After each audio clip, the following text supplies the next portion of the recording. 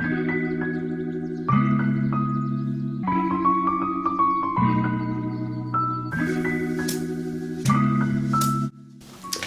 y'all, welcome back to my YouTube channel. Thank you guys for staying tuned. So today's video is kind of an update video from one of the videos I first shot when I first started coming back on YouTube, so I'll link it in the cards above. But basically this is to talk about my journey, and more specifically I'm going to talk about the jobs that I held. So public relations is very much a vast thing. A lot of times it gets, you know, lumped in with marketing, it gets lumped in with communication. So there are so many, it's a plethora of things that you can do as a public relations professional that you might not know, that it's not just being a publicist. I mean, at the end of the day, everybody in their own form of fashion is kind of a publicist, but you know, there are so many different roles within public relations that you could do,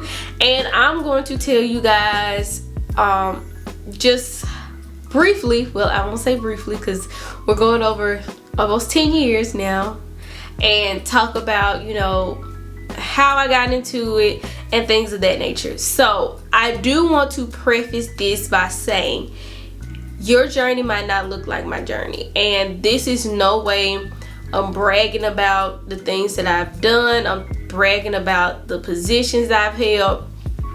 I can tell you firsthand, I did not get my big break in public relations until 2019. I had started doing a lot of public relations work in 2016. So it literally took me 3 years to get to the point of being just an assistant. So I just want to preface that by saying this is not stuff that happened overnight. This is not something that, you know, don't get me wrong, I am grateful, and God has really, you know, pushed me in my journey, pushed me to different things to think about, pushed me into these positions. But I want you to know that this is not an overnight success story. I know a lot of people think because public relations is, you know, glitz and glamour and things of that nature, but I am going to tell you that it took some hard work to get to 2019. 2016, I was doing in and out jobs. I was working in a hotel while going to school again to get my master's degree. I was doing internships on top of working full time. So when I say I put in a lot of work to get here, and this is why I try to teach, you know, young people who are my mentees and things of that nature, who gets very upset because they don't have a job coming out of college. I did not either. I thought I never was going to get into public relations because it was not happening faster than other people that was my age.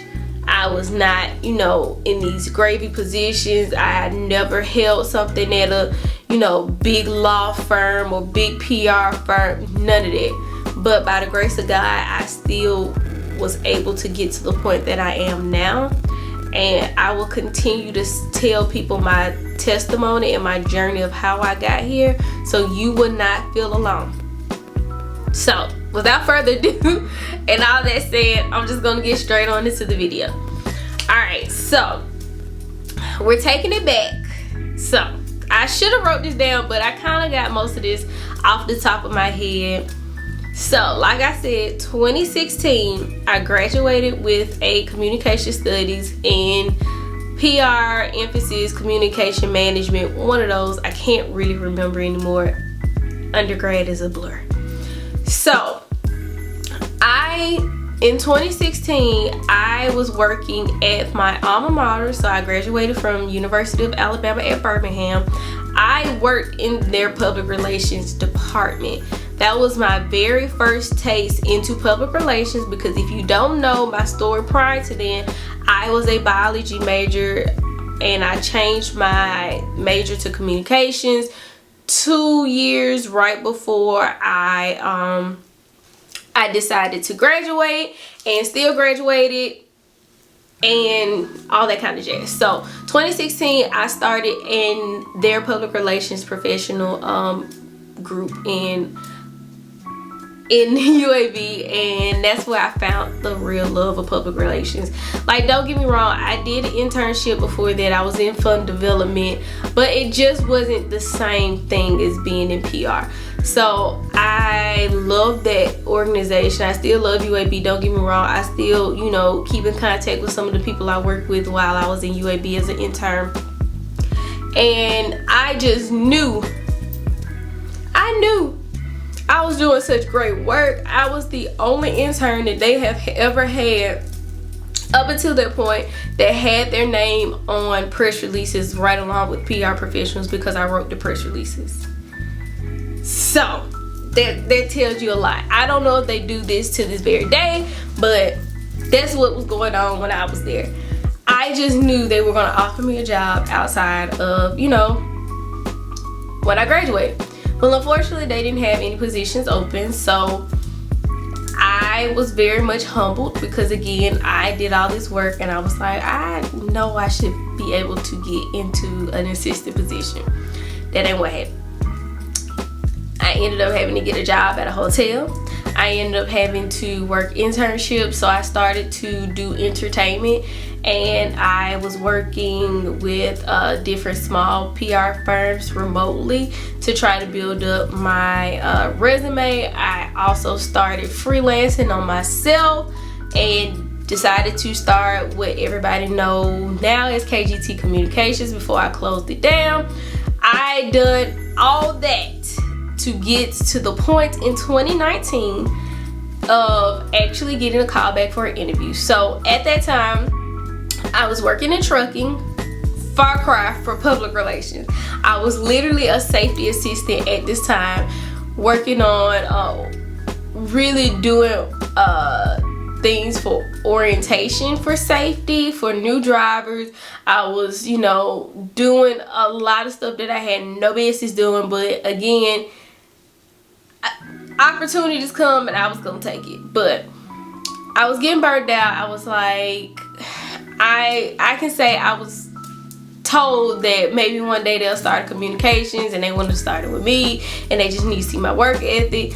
Let me tell y'all, tip number 1, do not believe people when they tell you stuff like that. Please do not. And I'm not saying people aren't genuine with it, unless it came with a signed contract saying I was going to be their communications whatever. Do not believe it when they give you new work. Either they're gonna give you a new title or they're gonna give you some more money for all their new work. I got neither. So I was really at my wit's end, and I was like, I got to get into public relations. And by that point, I had graduated with my master's. So I graduated from my master's from Webster University with media and communication in February 2019. I didn't start getting interviews for places until about August, September-ish. So I ended up landing an interview at the Birmingham Airport Authority. That is Birmingham's company that runs the airport. If a lot of people don't know that, so yeah, you got your airlines, but then you have a management company that runs it. So a lot of people have different ones in their city. So Birmingham Airport Authority was running Birmingham International Airport. So that's that. So I knew I had to make that work. I was going to get this position no matter what. So I ended up meeting with the human resources director at the time. Me and her, and who will be my new boss, her name is Candace. Candace, if you're watching this video, I literally say that she's a big part of my career, because if it wasn't for her and her guidance, I probably wouldn't have made as many moves as I've made, and even moving into this next spot. So she really took a chance on me. She saw what I could do. Again, tip number 2, always have something to offer. I know a lot of people and a lot of organizations, especially PR firms, will want you to do a lot of work for free, especially in the interview process. But There are some cases that I think it's okay, and I think by the time you get to the second, unless it's like third round interviews or they have not asked for a presentation already, I think it's a great idea for you to have a mini sheet. So what that mini sheet is basically going over some ideas that you would implement in your position. I know that was very bold of me. This was literally a public relations marketing assistant job. Very bold of me to say, hey, this is what I'm going to do when I come in. But that showed that I took the time to research to see what gaps I could fill in that position. And I really think they really enjoyed that because I was hired. So I worked for the Birmingham Airport Authority from 2019 to 2021. And I did a lot of things. I accomplished a lot. I learned a lot under Candace and was, you know, I was good to go. I even said to this very day, if things had gone the way it went, when I tell you guys kind of into the next story about how I got to my next position, I probably will still be at the airport.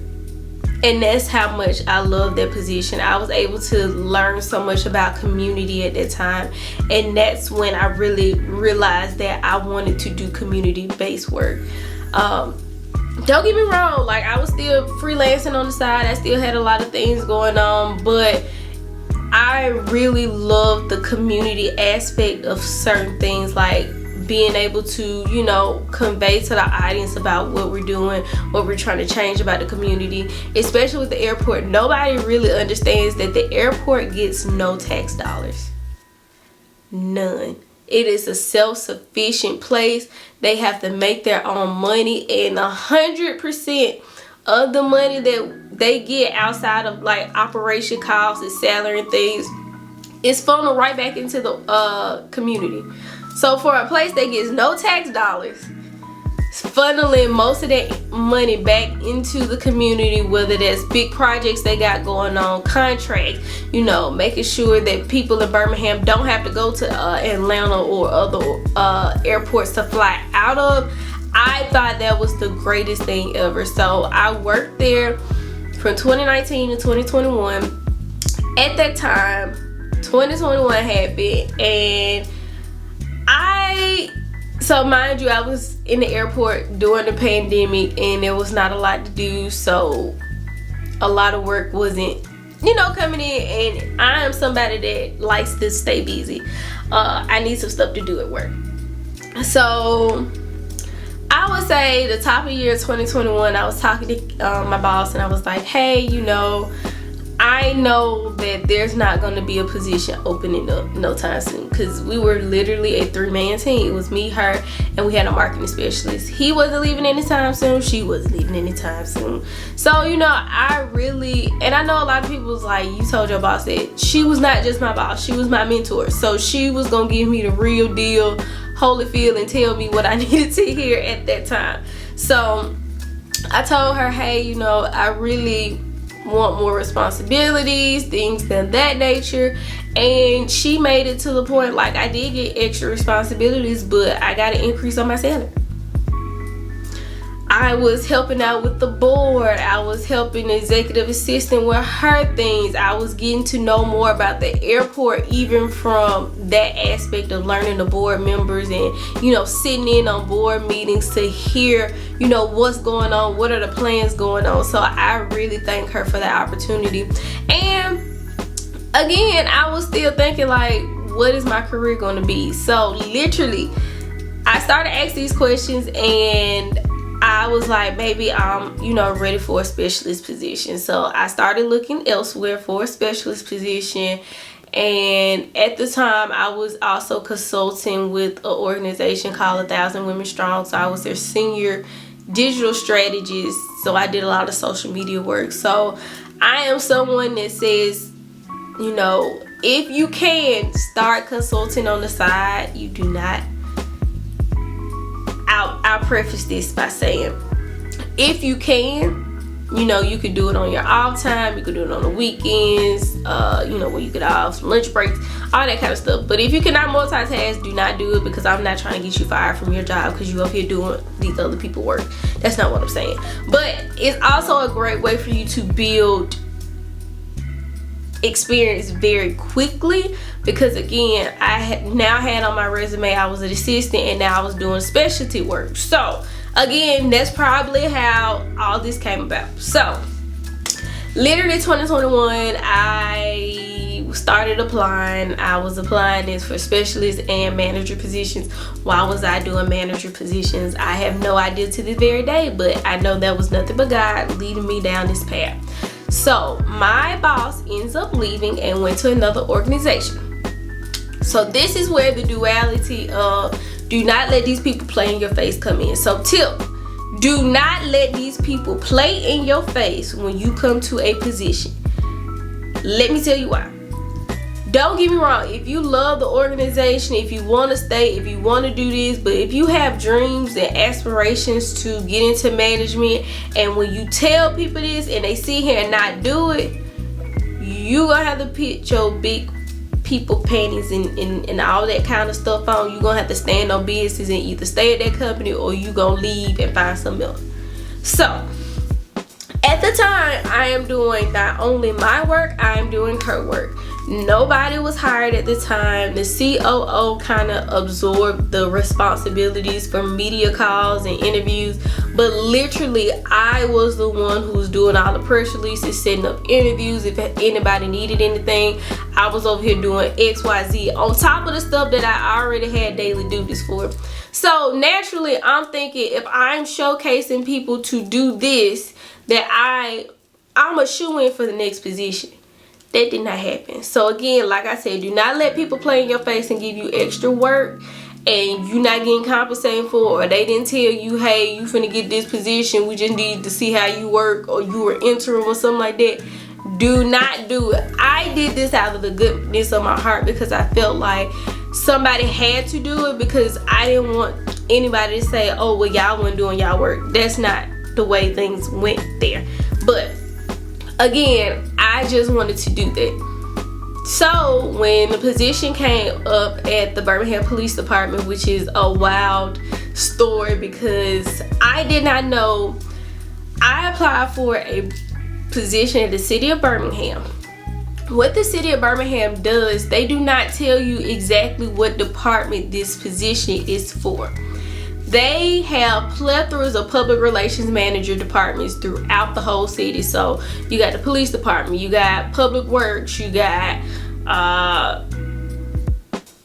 anything like parks and recs. Everybody has a public relations manager for something, or a public relations coordinator, depending on the department, and if they have like somebody dedicated for their department. So what they did was, when I applied for the public relations manager, they sent out a wide cast and it was like, all departments who need a public relations manager, here are the people from the list that, you know, rank for their experience, this, that, and the third. If you want them, call them, this, that, and the third. So I got an interview with Parks and Rec at the time and the Birmingham Police Department. I thought it was for sure a scam when the public with Birmingham calling me, because I was like, what did I do? I did not apply to be no officer.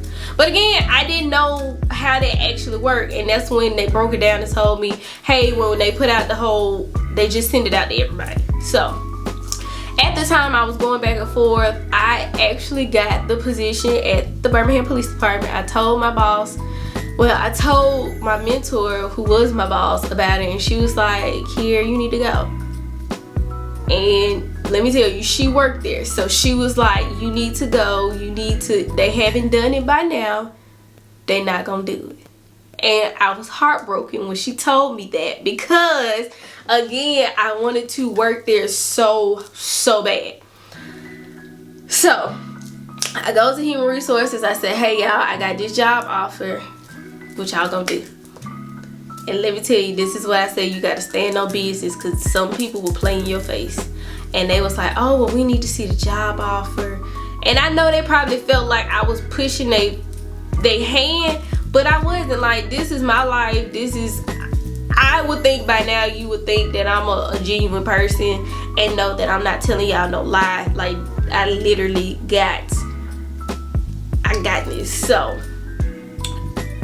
I'm going to tell you guys salary here so you can understand how major this was. So as an assistant, I was making, mind you, just point this out, I was making more at the trucking company than I started making at the airport. I was making, when I left the airport, I was making $34,000. Again, I took a pay cut because I wanted to get in my field. Not everybody has to do this, but I knew I had to do this because this was the start of my new journey. The chief called me, told me, now mind you, I think the starting pay was $50. Still a nice substantial jump for what I was going to be making. He called me, was like, you want to know how much you make? And I was like, sure. I mean, I thought I was gonna make base minimum. That man told me $70,000, y'all, to jump from starting as an assistant for $34,000 to jump to a manager position making $70,000. I thought I was rich. Yeah, I was 27 when I started at the airport. I was 27 when I started at, yeah, I had to be 27 because I've been there 2 years. Yeah, about 27, 28, one of them. I thought I was rolling in money. So I started at the Birmingham Police Department as their PR manager. So really being over somebody in my first life, that was the first time I was over a team. First time I was over people that was older than me. First time I was over people who didn't understand what the heck I was saying because they was all police officers. But we made it work. Don't get me wrong. My team, I am so grateful for them. They even know to this very day, I am so grateful for them to be my very first team that I had to manage because, you know, some people will play with you, especially if you're young. They will play with you. And so I was just so thankful for them. So I stayed from the Birmingham Police Department from 2021 to 2024. Yes. So around that time, again, I felt like them people was playing in my face. When people start playing in my face and I get a sensation that I need to go, I will go. I do not stay and collect $200. I do not stay and say, well, maybe, no. The minute, and it could be just this little instance, but it might be red flags coming up and I'd be like, okay, well, but it just take that one thing and I'm just like, okay, it's time for me to go. So ended up going from a manager to now a director of public affairs. So basically public affairs is mostly community facing. Yes, I was still over communications. Yes, I do still do communications for the department, but I was a lot of forward facing more as a director of public affairs than what I did as a PR manager. Like, I was still in the community, but most of the stuff I was really responsible for was taking pictures, you know, building campaigns. This was the first position when I first got here to Chattanooga Police Department, so that's where I was working at, people.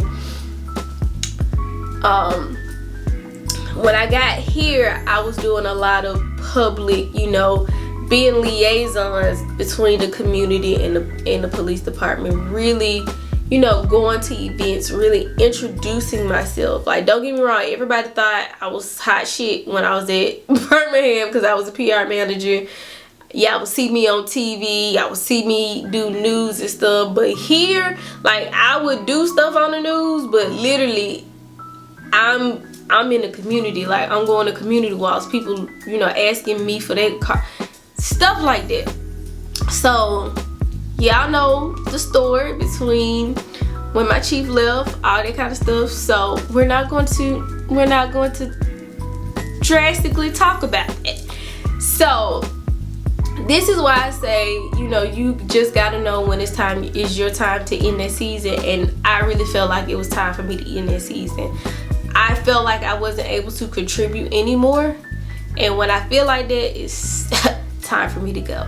So now I did take a new position in Birmingham. I am out of law enforcement altogether. I'm still somewhat in a state government position, so I'm not going to tell you guys exactly where. I tell y'all most of the time where I work after I leave, but knowing that I do still work in government in a sense, but it's not law enforcement government. And the title that I have now is Director of Strategic Communications. So I am going from a director to director position, and I am so excited because now I get to be in a new industry. I have been in law enforcement for almost 4 years now, and you know, don't get me wrong, like I am so thankful for the time I was in law enforcement because of the fast pace. I have learned so much about crisis communication, about, you know, building up a communication strategy, because we're coming from two different places that didn't really have a communication. Like, don't get me wrong, they had a PIO, they will, you know, talk about information like if somebody got shot, somebody died, somebody did this, somebody got arrested. But to really build out communication strategies of how to pull out the good news and how to relay that, I was able to build that for two different departments. So I do not regret my decision working in government, because in law enforcement government, because baby, I have learned a lot. There's a lot of things on that resume that I can utilize, and it has really propelled me to the next journey that I'm going to have. So I do not regret it. And I know a lot of people's like, but girl, you know, I know I was going through it, I know, but at the same time, like, I do not regret the whole experience, because that is another tip for me. Sometimes when people think you're going through a lot, it's just a lesson for you to learn. I have learned so many lessons in my season here, even in Chattanooga, at Birmingham, at the airport, that I will always, you know, take along with me in my journey. And we're gonna get it crack-a-lacking from where I'm gonna be at now. And I'm just so honored for this opportunity, because I get to see the other side and hopefully not be as busy. You know, I'm still gonna be on call because I'm a director. You know, if something happens, I have to be there. We do still have events, but the crisis that I'm going to not have and not kind of miss about law enforcement is there. But I'm so thankful for the opportunities. I'm thankful for the journey, because again, 2019 to now, we're in 2024. I have been an assistant, a specialist, I have contract worked, I have been a manager, I have been a director, and this is going to be my second director job. So it's literally up from here. So that's it for my video, because I'm not going to make this too long. But thank you guys so much for staying tuned. If you are a public relations professional, you're starting out your career, let me know down below. Hit me up in my email. Follow me on IG and TikTok, and I will tell you guys more stories about my public relations journey, and hopefully this information helps you guys on your journey. Don't forget to like, comment, subscribe, hit the notification bell so you won't miss a beat when I drop a new video, and I will see you guys in the next